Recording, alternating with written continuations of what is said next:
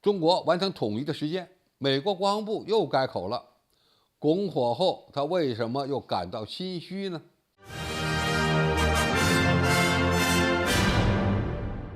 观众朋友，大家好，我是福田少。最近1个多月，美国政府和国防部不断炒作台海危机，其中呢又以布林肯和美国海军作战部长为代表。在外界看来，拜登政府似乎看到了中国加速统一的信号，而采取军事行动的日期呢已经非常近了。最远的是2027年，还有说是2025年和2023年的。如果是2023年，那就只剩下几个月了。但是美国人所说的这些完全是基于臆测，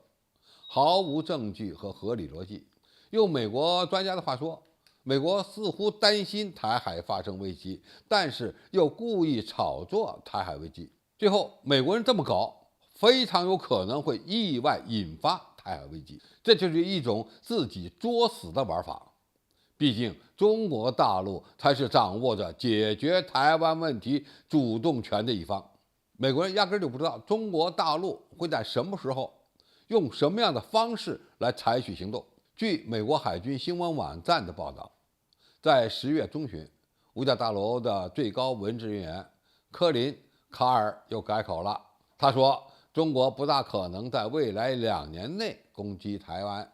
预计北京将加大对台北的压力，因为中国需要继续扩大解放军的两栖作战能力。科林·卡尔说，中国还加大了建立势力范围的压力，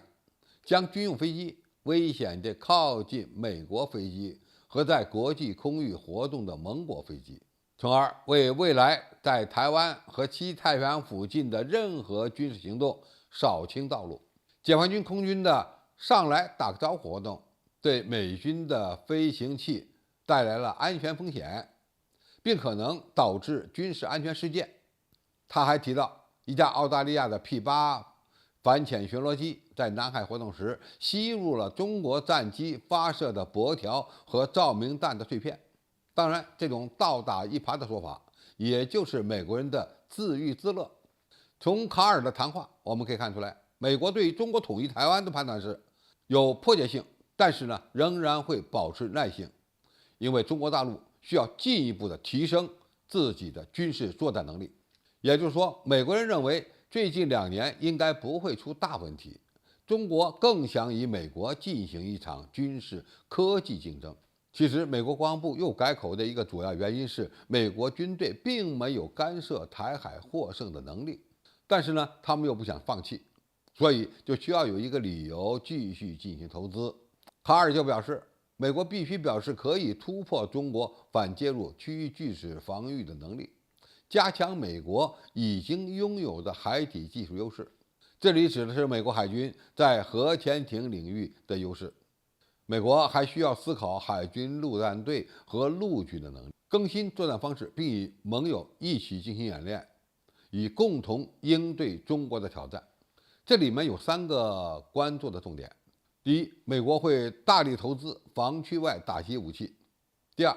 他们如何充分利用美国的核潜艇的优势呢？这也是必须考虑的因素之一。第三，美国在绝对实力下降之后，如何利用其盟友的力量，也就是所谓的综合威慑战略，并将其具体落实。